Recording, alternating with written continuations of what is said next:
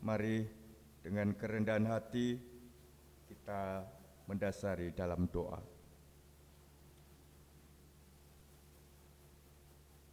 Tuhan Allah yang kami sapa,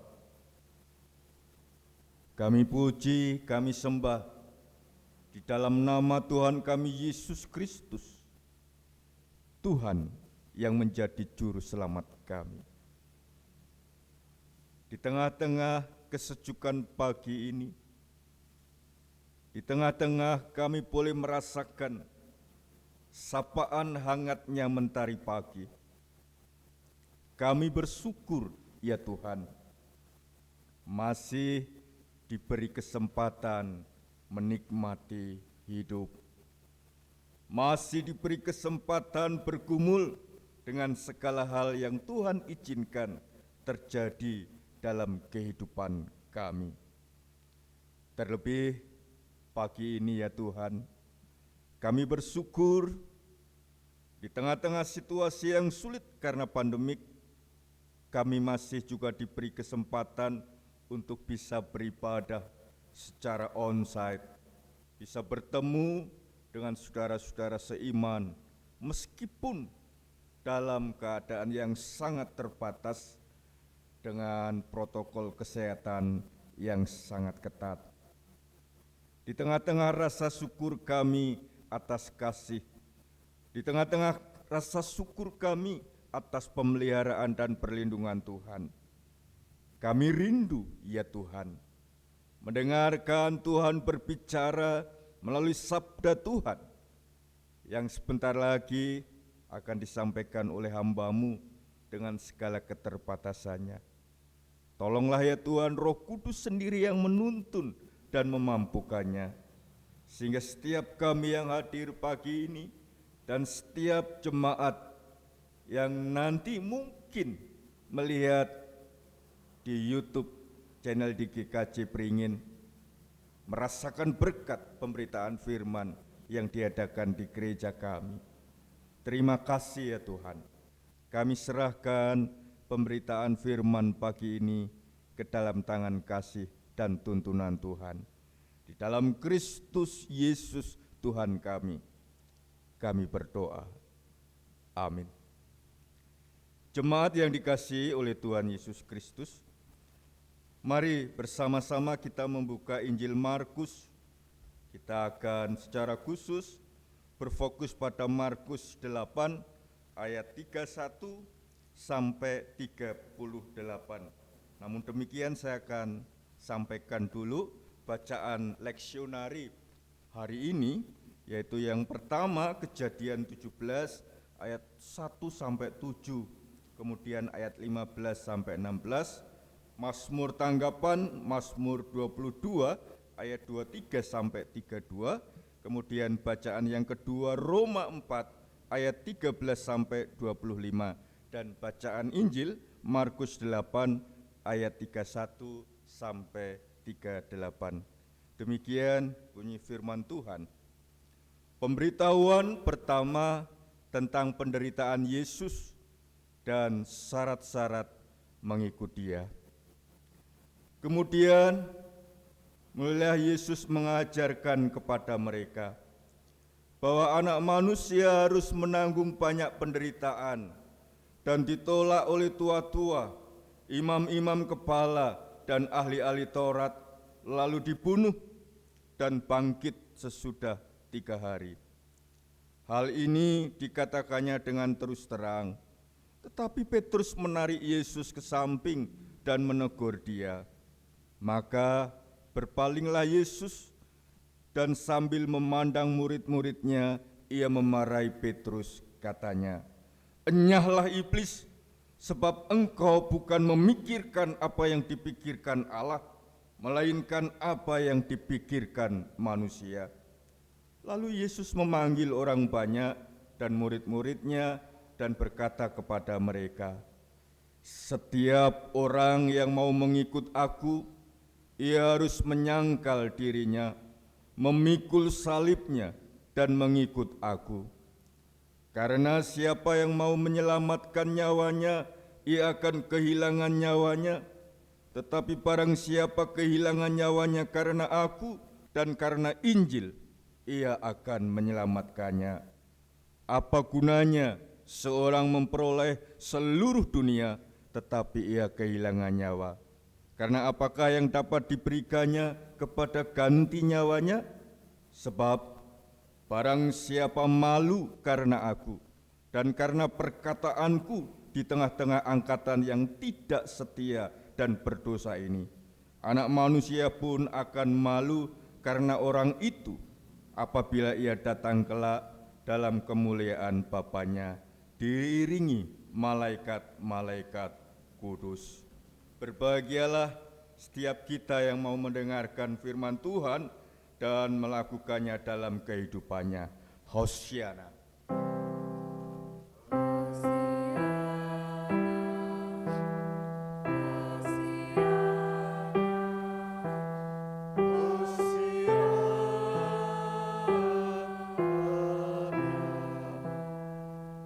Selamat pagi Jemaat GKJ Beringin, khususnya yang pagi ini berada di tempat ibadah Karanglo, dan juga selamat pagi para pemirsa setia YouTube ya, channel GKJ Beringin. Tanpa terasa pagi ini kita sudah memasuki Minggu Prapaskah yang kedua, dan kita akan diajak berkontemplasi, tidak hanya berefleksi, tetapi menghayati kehidupan iman kita dengan tema berani percaya. Sebuah tema yang provokatif ya, mengajak kita ya, untuk berani percaya. Mengawali khotbah ini saya yakin semua yang mengaku dirinya orang Kristen pasti percaya Kristus kalau ditanya. Apalagi kalau di mimbar ini saya akan bertanya kepada jemaat, pasti jemaat akan membatin ini pendeta kurang kerjaan. Kenapa orang percaya ditanya apakah percaya pada Kristus? Tetapi di balik pertanyaan saya itu ada kelanjutannya, apakah Bapak Ibu dan saudara-saudara benar-benar mau berani mempercayakan hidup pada Kristus? Itu lain hal ya. Saya akan menggambarkan yang sangat sederhana dan dekat dalam kehidupan kita ya. Khususnya bagi Bapak Ibu yang sudah berkeluarga, percaya kepada pasangannya. Siapa yang percaya pada pasangannya? Yang belum punya pasangan jangan angkat tangan. Loh, kok ada yang tidak angkat tangan? Saya sedih kalau nggak ada tangan. Khusus yang masih punya pasangan, mohon maaf. Ya. Lah kalau tidak percaya pada pasangannya, apa gunanya hidup bersama? Demikian juga saya akan bertanya, apa gunanya kita percaya pada Tuhan, tapi tidak mau mempercayakan hidup kita kepada Tuhan? Setan pun juga percaya ada Tuhan. Ya, masalahnya di situ.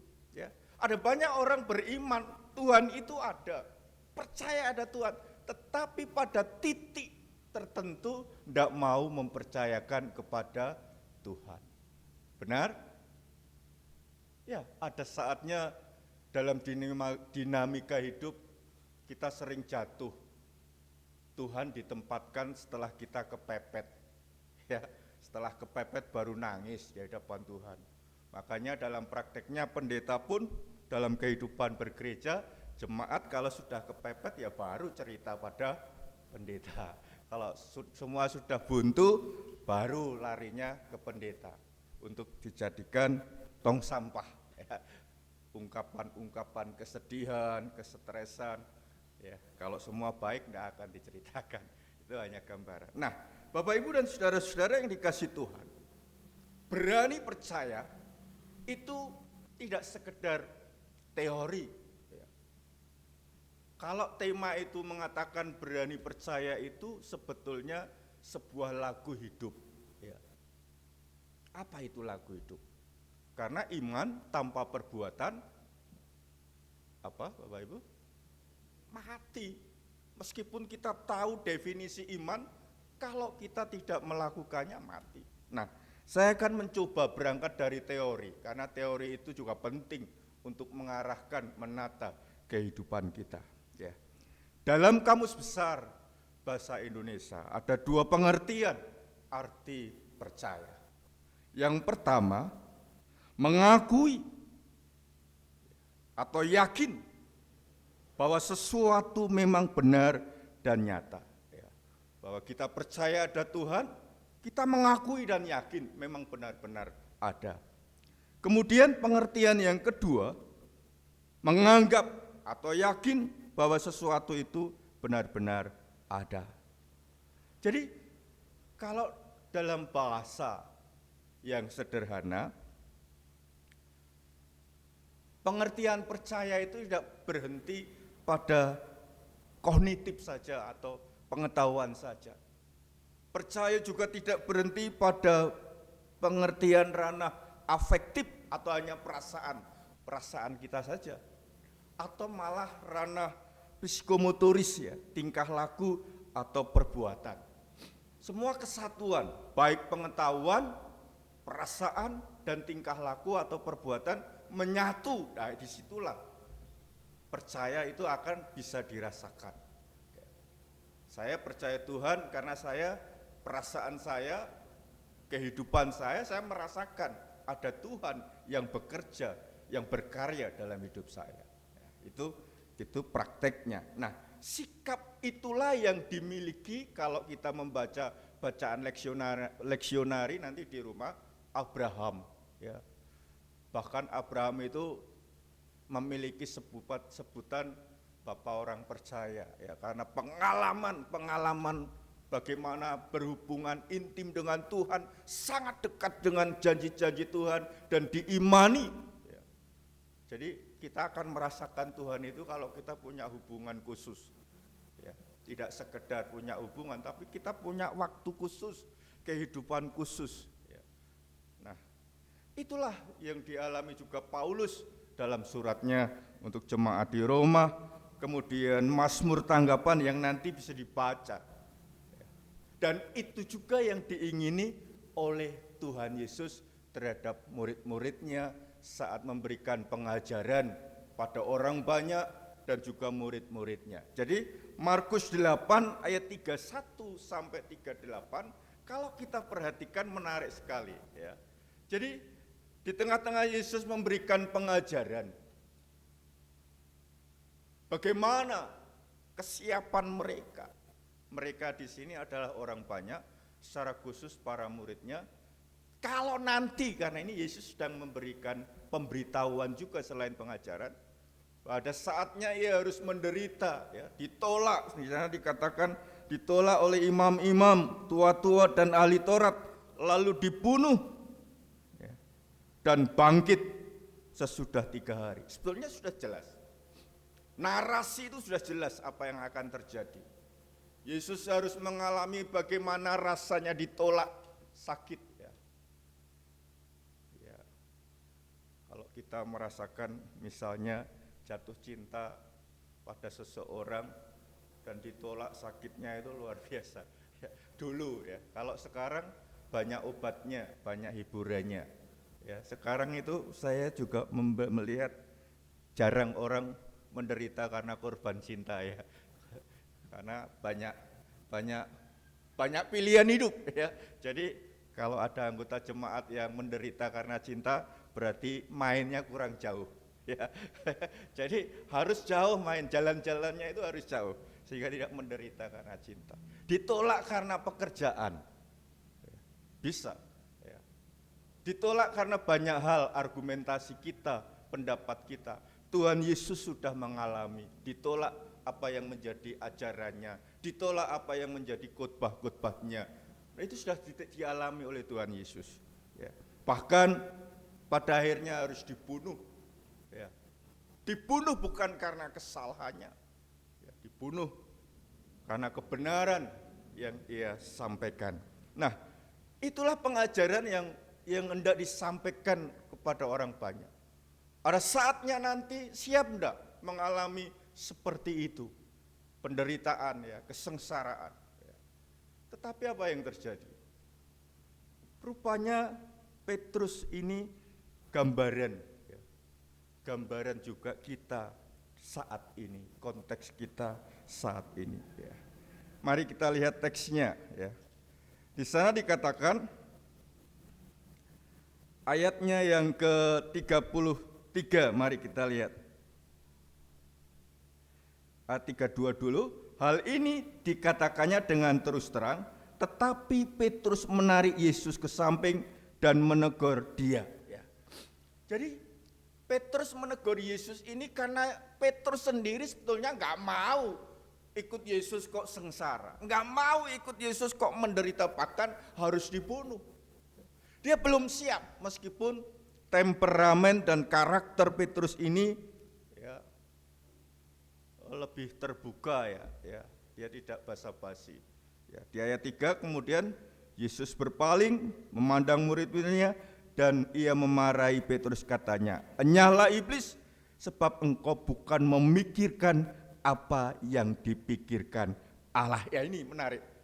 Sebab ini menarik untuk dibawa pulang. Sebab engkau bukan memikirkan apa yang dipikirkan Allah, melainkan apa yang dipikirkan manusia. Ini dalam sekali ya. Bapak, Ibu dan saudara-saudara yang dikasihi Tuhan, tatkala pikiran kita fokus pada Allah, yakin pada Allah, percaya pada Allah, saya pernah mengalami ketakutan itu hilang. Yang muncul adalah keberanian menghadapi hidup. Tetapi tatkala pikiran kita itu hanya memikirkan kemanusiaan kita, kedagingan kita, apa yang ada dalam diri kita, maka di situ ada muncul kekhawatiran, kegelisahan, ketakutan itu akan membayang. Dan teguran Tuhan Yesus terhadap Petrus ini benar.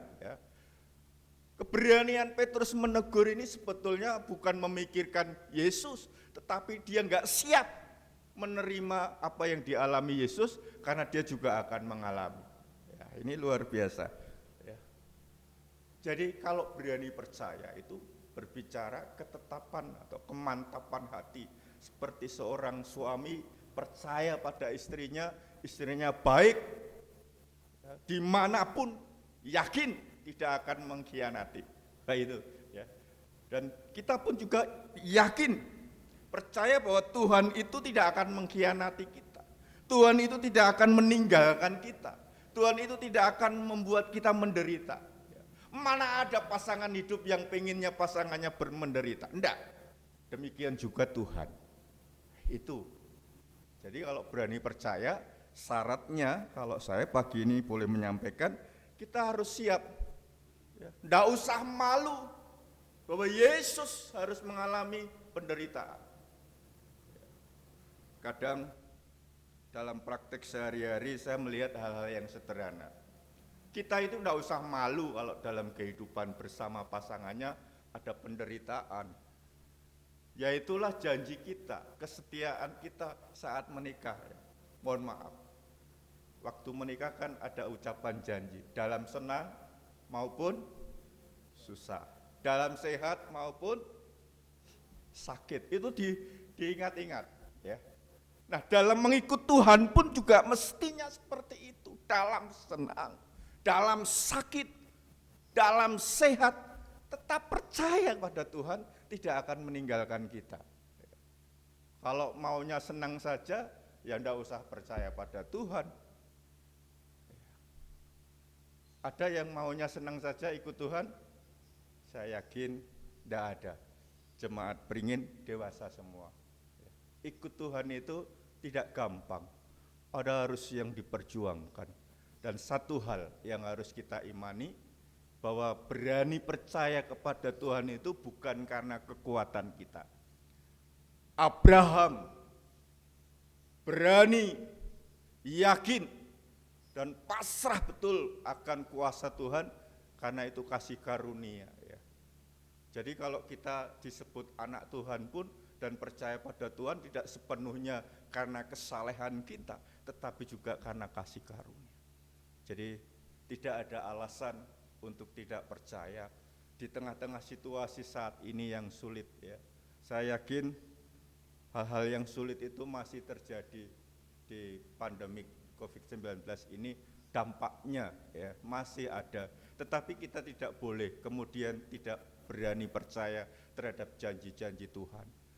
Tidak boleh tidak berani percaya terhadap apa yang Tuhan firmankan. Justru disitulah iman kita diuji. Selamat merenungkan, dan saya selaku hamba Tuhan mengajak semua umat untuk tetap berani percaya apapun yang sedang terjadi dalam kehidupan kita. Tuhan memberkati. Amin.